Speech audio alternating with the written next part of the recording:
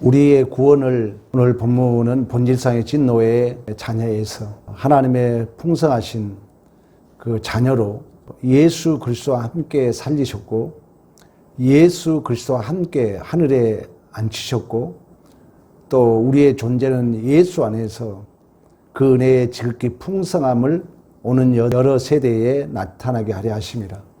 그러니까 예수 그리스도께서 부활 승천하심이 우리에게 어떤 유익이 있는가? 우리는 예수 그리스도 안에 있기 때문에 신비적 연합이라 그러거든요. 그러니까 예수는 우리의 구원을 보증해 주죠. 그러니까 예수 그리스도께서는 부활 승천하셔가지고 우리의 대언자라 그래요. 대언자. 또 하늘에서 우리를 위해 그 아버지 앞에서 간구해 주신다는 것입니다. 로마서 한번 8장 한번 찾아보겠습니다. 34절 누가 정죄하리요 죽으실 뿐 아니라 다시 살아나신 이는 그리스도 예수니 이는 하나님 우편에 계신 자요 우리를 위하여 간구하시는 자신이라. 아멘. 우리는 그런 의미에서 어떤 자도 우리는 정죄할 수 없어요. 하나님은 우리의 의도 지향성을 본다 그랬잖아요. 그러니까 지향성이 판명되기까지는 심판권이 우리에게 없는 거예요. 근데 하나님은 그 지향성을 끝까지 간섭해 가거든요. 지금은 그가 연약해 보이고 지금은 현상적으로는 죄에 빠져 있는 것 같지만 헬렉스 쿨파란 얘기했던 것처럼 하나님이 그를 결국 내 은혜가 내게 족하도다 오 거룩한 죄여 고백할 정도로 우리를 이끌어 간다는 거예요. 우리가 그래서 윤리도덕주의에 빠지면 일을 못하게 방해꾼이 되거든요. 이 옳고 그름을 따지다 보면은 틀리다는 것은 내가 중심이 되기 때문에 내 마음에 안 들면 일을 안 하겠다로 가요. 그래서 율법은 구원을 못 시켜요. 일을 방해합니다. 근데 오늘 본문에 예수님은 그 누구도 정죄하지 않는다는 거예요. 왜? 예수님이 하나님 우편에서 우리를 간구하시기 때문에. 그러면 우리가 어떤 누가 실수해도 하나님은 결코 그를 정죄하지 않는다는 거예요. 그러면 우리는 그에게 힘을 넣어줄 수 있는 거죠. 사탄은 우리를 참수해가지고 우리를 낙심시키거든요. 근데 성경은 그게 아니죠. 아까 책 제목에 아무도 하나님 포기하지 않는다. 오늘 본문에도 하나님이 예수님이 하나님 우편에서 우리를 위하여 변호한다는 것입니다. 사탄은 그런 의미에서 검사로 비유된다 했잖아요. 참소자, 고발자. 사탄은 자꾸 우리의 허물을 이렇게 고발해가지고 일을 못하게 해요. 하나님의 일을 방해하거든요. 근데 하나님은 우리를 죄의 사망에서 우리의 조건과 자격을 보지 아니하시고 구원하셨던 하나님, 그 예수님이 하나님 우편에서 우리를 변론하신다. 우리를 위하여 변호하신다. 요한일서 2장에 가면 뭐라 하냐면 만일 누가 범죄하면 한번 찾아봅시다. 요한일서 2장 1절. 나의 자녀들아 내가 이것을 너에게 말씀은 너희로 죄를 범하지 않게 하려 함이라. 만일 누가 죄를 범하면 아버지 앞에서 우리에게 대언자가 있으니 곧 의로우신 예수 그리스도니라. 아멘. 죄를 범하지 않게 하기 위함이라는 거예요. 근데 죄를 범했으면 제가 그랬잖아요. 자, 하나님이 우리를 죄를 짓지 않게 하여 짓지 말라는 거예요. 그러나 죄를 지은다는 거예요. 그 죄를 안 짓게 하기 위하여. 근데 여기서 우리가 율법은 죄를 들춰내거든요. 근데 여기서 성경은 뭐냐면 죄를 지었는데 야, 하나님은 너 편이야. 하나님은 너를 변호해 주고 있어. 그것이 앞으로 더 죄를 안 짓게 하겠습니까? 아니면 야, 너 잘못했잖아. 너 나쁜 놈이야. 너 죄 지었어.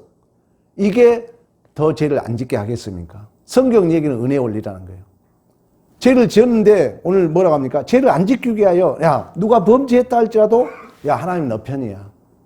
하나님 너의 대언자야. 의로우신 하나님이 너의 변호사야. 그래서 죄를 짓도록 안 짓도록 안 짓도록 한다는 거야. 하나님. 그래서 은혜 원리라는 거야. 은혜 원리. 은혜 원리. 은혜만이 생명을 살려요. 그래서 여러분들 예수 얘기를 많이 해줘야 돼요. 자녀들 앞에. 예수 얘기 많이 해주라고요. 우리 신앙인들이 잘못하면은 그 율법주의에 빠질 수 있어요. 꼭 조심해야 돼. 은혜 얘기 많이 해줘야 돼요. 자녀들이 참 방황도 했지만 어느 정도 크면서 내가 좀 더 은혜를 못 베푼 게 지금 후회돼요. 그때는 나도 실력이 없으니까 막 정죄하고 너 그러면 안 된다고 했는데 결국 남은 게 뭡니까? 거리만 멀어진 거예요. 믿음이 없었죠. 그때 짜장면이라도 더 사주면서 우리 아들 괜찮아. 예수님이 하나님 우편에 올라갔다는 것은 단순하게 올라갔다는 것이 아니라 우리를 위하여 그 아버지 옆에서 우리를 변론하시고 우리를 위하여 정죄하지 아니하시고. 그래서 여러분, 첫째는 나에 대해서 그런 정죄감이 없어야 돼요. 왜? 우리도 부족하거든요. 그러면 이 정죄감을 없이란 얘기는 죄를 안 짓기 위해 더 열심히 하기 위하여. 야, 너는 괜찮아. 할 수 있어. 하나님은 여전히 우리에게 위로자로, 우리를 돕는 자로. 그래서 우리 안에 더 열심히, 더 순종이, 더 헌신이 격발되도록 이끌어가는 것이 은혜의 원리인 줄로 믿습니다. 그리고 두 번째는 그리스도 안에서 하늘에 있다는 거. 오늘 본문에 하늘에 앉으셨다잖아요. 우리가 사실 몸이, 육신은 여기 있지만 영적으로 예수와 묶여 있다 그러잖아요. 그러니까 코람데오가 형성되는 거죠. 내가 하나님 전에 있다는 거예요. 내 몸이 지금 여기 있지만 영적으로는 우리 예수님이 하나님 우편에 있는 것처럼 우리도 사실 하나님 우편에 있는 거죠.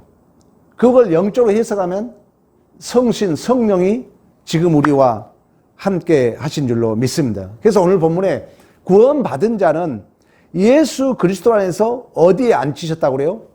하늘에 앉혔다고 그러잖아요. 크로노스, 카이로스 얘기했잖아요.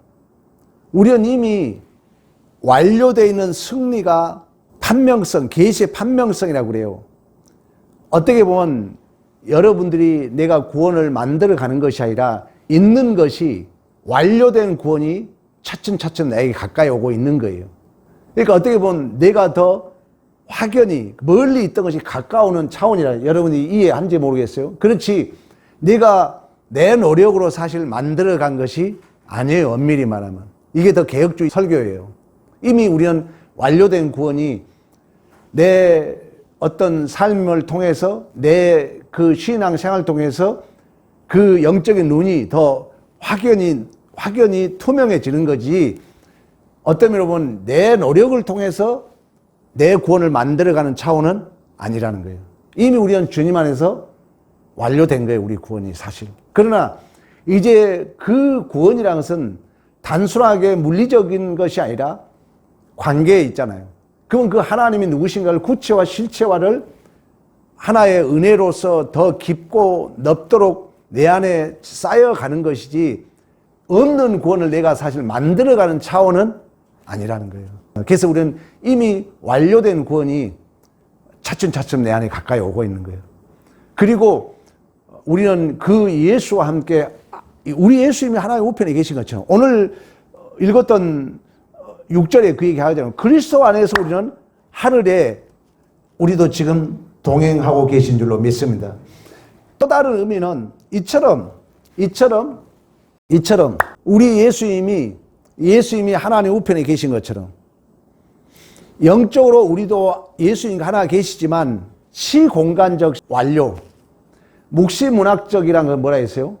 종말론적 가지 않는 것을 시간적, 장소적 초월성을 가지고 표현되는 게 묵시문학적 관점이라고 그랬잖아요. 계시록이 그런 쪽으로 많이 기록되어 있거든요. 그러나 이제 완료되면 실제적으로 우리 예수님이 하나님 우편에 계신 것처럼 우리도 영적으로 하나님 우편에 계신 것처럼 우리 역시 이제 완료되면, 시공간이 완료되면 그 하나님과 얼굴을 맞대는 그런 시공간적 실체적으로 우리는 주님과 함께 살게 된 줄로 믿습니다. 그래서 계시록에 가면 성전이 바로 전능하신 하나님, 빛 대신 그 예수가 바로 성전이다, 이렇게 말씀하고 있는 것처럼, 그런 의미에서 예수님이 하나님 우편에 있다는 것은 우리에게 그런 큰 위로의 크나큰 보증이 되어 주신 줄로 믿습니다. 그래서 예수님께서 요한복음 14장 한번 가봅니다. 그래도 말씀을 찾아보는 것보다 더 큰 의미는 없죠. 시간이 좀 가더라도 요한복음 14장 2절 하면 시작. 내 아버지 집에 거할 곳이 많도다. 그렇지 않으면 너에게 일렀으리라. 내가 너희를 위하여 처소를 예비하러 왔느니 가서 너희를 위하여 거처를 예비하면 내가 다시 와서 너희를 내게로 영접하여 나 있는 곳에 너희도 있게 하리라. 아멘. 그러니까 예수님이 예비된 처소, 사실 그러나 영적으로는 우리도 여전히 거기에 있다는 거예요. 그러나 완료되면은 이미 예수와 묶여져 있기, 신비적 연합으로 되어 있기 때문에 시공간적 시체가 완료되는 날 우리는 다시금 실제적으로 예수님이 그 처소에 가 있는 것처럼 우리는 그 하나님 품에서 영원토록 얼굴과 얼굴 맞대는 천국의 삶을 살게 된 줄로 믿습니다. 학교에서 빌려왔지만 언어적 존재라는 거예요. 항상 우리 얘기할 수 있죠. 야, 하나님 너와 지금도 함께하고 있어. 그럼 꼭 기억해야 돼요. 우리의 존재라는 것은 하이데거는 그냥 있다와 현 존재를 구분해요. 있다는 그냥 있는 거예요. 그 어떤 질문도 없고 자기 자신을 표현할 수는 있는 거예요. 고양이나 사람 똑같아, 그 있다는. 그러나 인간의 현 존재는 언어적으로 자기를 표현할 수 있다는 거예요. 유일하게 하나님께서 우리에게 그러한 언어적 그런 존재에게 특권을 우리 인간에게만 줬다는 것입니다. 그래서 여러분들이 이 언어적 표현은 너무 중요해요. 이 언어는 뭡니까? 이미지를 하나의 포획하는 하나의 규정이잖아요. 그때 우리는 또 다른 사유를 하는 거예요. 생각을 한다는 거죠. 그러나 이 언어가 또 다른 이런 규명을 이루지만 또 언어가 그 규정에서 탈출하는 이중 구조를 가지고 있다는 거예요. 이게 언어 싸움이에요. 여러분이 설교를 들어도 이걸 내가 포획하지 못한다, 내가 그걸 담아내지 못한다, 우리는 그냥 있는 거예요. 형이상학적으로 내가 구원 받았지죠? 아니죠. 여러분들이 이제 언어적으로 실체화, 그렇지, 내 존재는 하나님 우편에 있지. 내 존재는 지금도 하나님과 동행하고 있지. 내가 좀 뭐했을 때 하나님이 나의 변호사지. 우리 자녀들이 좀 실수했을 때 하나님 우리 자녀의 변호사지. 우리가 위로를 얻는 거죠. 그리고 그에게 그런 위로를 주므로 또 그들에게 헌신과 충성과 열심이 격발되도록 하는 줄로 믿습니다. 여러분들이 중요하다는 거예요. 왜 안 변하면 왜 기독교가 욕먹습니까? 이게 안 되니까 그러는 거예요. 제가 보는 관점은. 그래서 여러분들이 이제 이런 부분에 깨어 있어야 돼요. 한 단어라도 나름대로 내가 설교를 들은 것을 나름대로 규명할 수 있어야 되고, 그 규명은 또 다른 나의 페르소나에 갇혔던 데서 탈출하는 또 다른 나의 존재를 규명하는 거죠. 그러니까 이 외로움을 감수해야 돼. 여러분들이 그 옛사람에서 벗어날 수 있는 고독함을 이렇게 감수하면서 이겨내야 된다는 거죠. 그랬을 때 그 언어가 또다시 나를 규명하기 때문에 내 존재가 풍성해지는 거죠. 그렇지 않으면 우리는 언어로 나를 표현할 수 없다는 것은 잘못하면은 그냥 형이상학적으로 예수 믿어. 하지만 그 존재는 여전히 갇혀 있는 거죠. 갇혀 있는 거예요. 이게 갇혀 있어야 힘든 거예요. 왜? 갇혀 놓으면 울타리를 쳐놓은 순간 나가기 싫고 들어오는 거 싫고 편한 것 같지만, 이 익숙함이 편한 것 같지만 또 다른 나를 한계 안에 가둬버린다는 거죠. 그 한계 안에 벗어날 수 있는 길은 여러분이 여전히 설교를 들으면 또 다른 질문을 할 속에 내 갇혀있는 그 한계에서 어느 교수는 그랬어요. 구멍을 내라. 한계에서 공간을 만들어라. 공백을 만들어라. 그랬을 때 내가 더 클 수 있는 거죠. 자, 요한복음 17장 24절도 한번 찾아봅니다. 17장 24절. 아버지여, 내게 주신 자도 나 있는 곳에 나와 함께 있어 아버지께서 창세 전부터 나를 사랑하심으로 내게 주신 나의 영광을 그들도 보게 하시기를 원하나이다. 아멘. 그러니까 하나 됐다는 거예요. 신비적 연합. 그 하나됨의 실제적인 역사는 누가 한다 했어요? 누가 해요?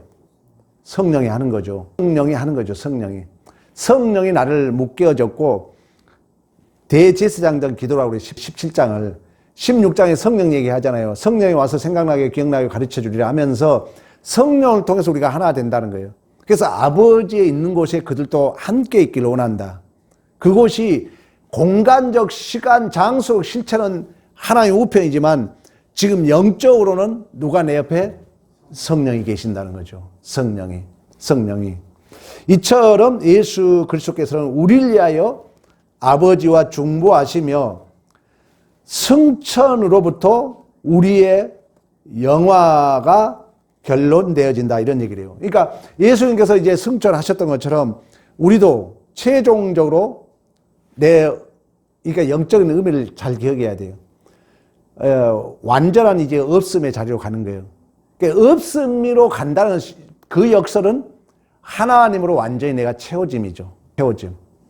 이 관계가 이제 우리의 영화의 단계예요. 그 실존이 사실 죽음을 통해서 완료되죠. 그러나 이 땅에서 우리는 그런 삶을 살아야 되기 때문에 나를 부인하는, 나를 기각하고, 나를 늑탈, 나를 압류, 나를 포획해 간다는 것은 이런 것들은 내 비참이 폭로됨으로 그런 것들이 실존이 이루어지는 거죠. 그러니까 우리는 이런 해석이 된다면은 이 나의 비참을 긍정적으로 받아들일 수 있는 믿음의 실력이 되는 거죠. 인식의 능력이잖아요.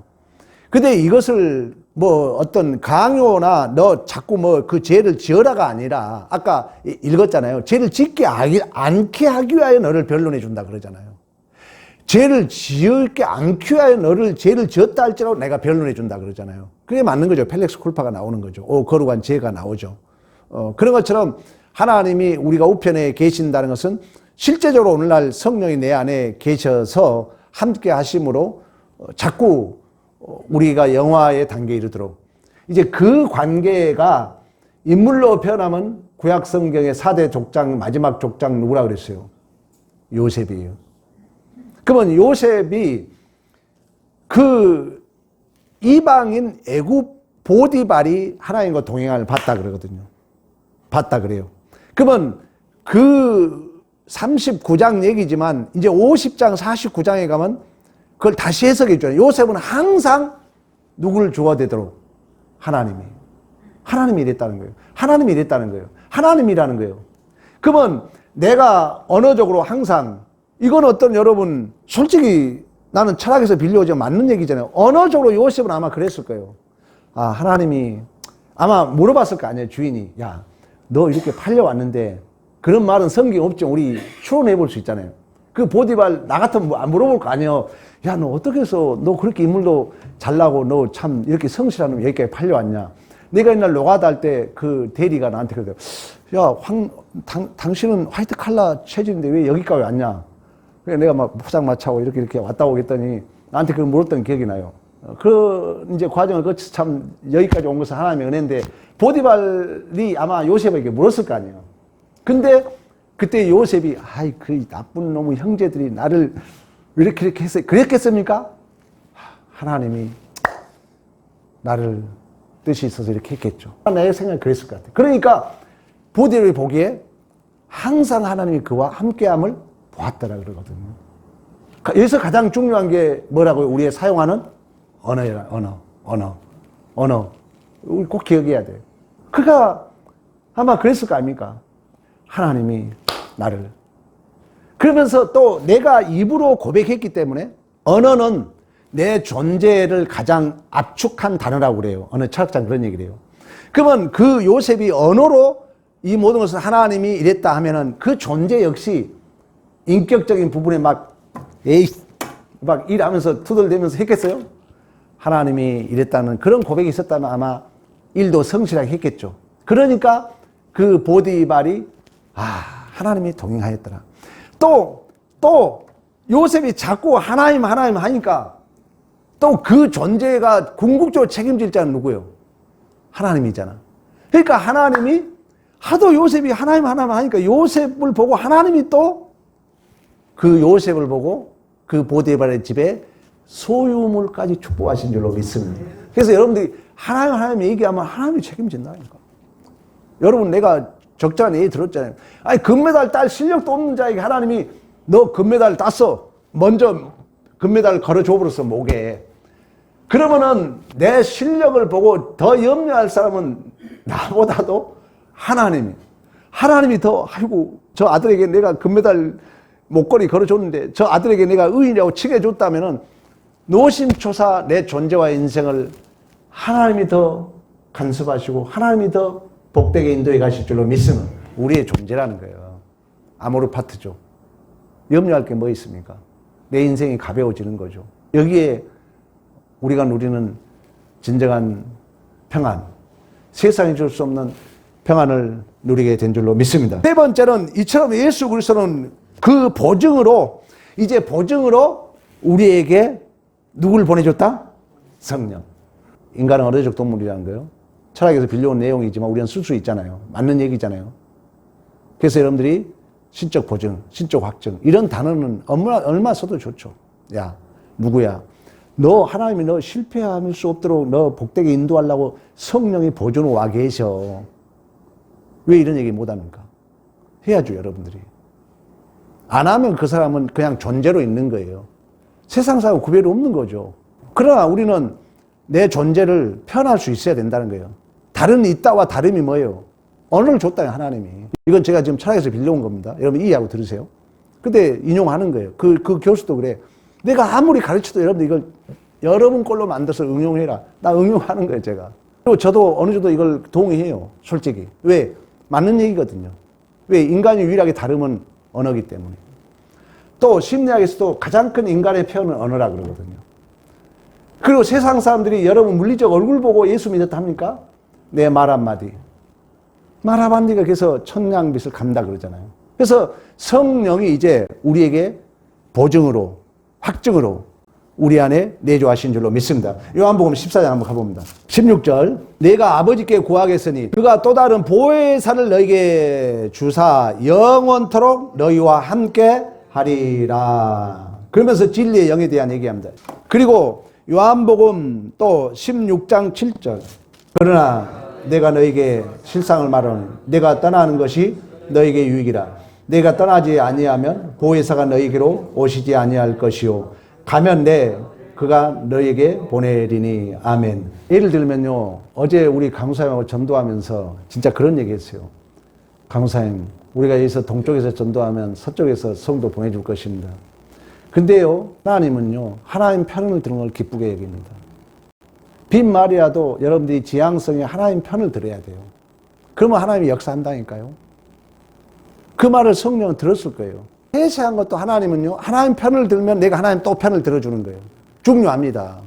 그러니까 이런 편을 여러분들이 언어적으로 구사하는 거예요. 언어적으로. 왜? 하나님 우리의 지향성을 보니까. 또 하나님의 영광을 받으시는데 신앙 고백 가장 기뻐하잖아요. 이런 고백을 우리가 하면은 누가 책임진다고요? 아니, 내가 하나님이 이렇게 할 거라고 고백하는데 하나님은 어떡하겠어? 이 자식 이거 내 말 뜻도 않고 지가 일을 하네? 그러나 하나님을 자꾸 고백하니까 하나님이 여전히 또 우리 편 들어주는 거죠. 여러분, 믿음이라는 것은 막 거창한 거 아니에요. 작은 거예요. 하나님이 우리 편을 들어준다. 하나님이. 그래서 성령이 이처럼 오늘 본문에 말씀하고 있는 것처럼 성령을 너에게 보내주셨어. 이제 성령은 시간적, 공간적을 초월한다는 거예요. 그래서 내가 올라가는 것이 너에게 유익이다. 왜? 예수는 육신의 몸을 가지고 오셨기 때문에. 그래서 예수가 이제 부활하심으로 말미암아 시공간적 초월해서 그 하나님의 하나님 되시면 우리 안에 신적 보증으로, 신적 확정으로 내주하셔서 우리에게 원동력이 되어주시고 실제적으로 우리 안에서 역사에 가신 줄로 믿습니다. 너무나 감사하죠. 여러분의 그 존재 생활도 마찬가지예요. 오늘부터 변하세요. 여러분 가정에서 말씀 듣는 자로서 그 언어가 진실로 우리 가정에 하나님의 은혜로 승화되고 있는가? 아니면 내 언어가 여전히 율법주의, 도덕주의, 윤리도덕물에서 익숙함이 만들어낸 하나의 규범이에요. 권력이에요. 거기에 내가 그냥 애속되어 있는 거예요. 이 내 실체가 아니에요, 이건. 내가 주체가 아니라는 거죠. 그 규병된 것이 내가 애속돼서 그냥 얘기했죠. 앵무새 같이 얘기할 뿐이지. 그분이 정말 아파하고 그분이 왜 힘들어한가를 깊이 고민하는 그 언어의 주체가 내가 아니라는 거예요. 절대 내가 윤리도덕 무시하자는 게 아니에요.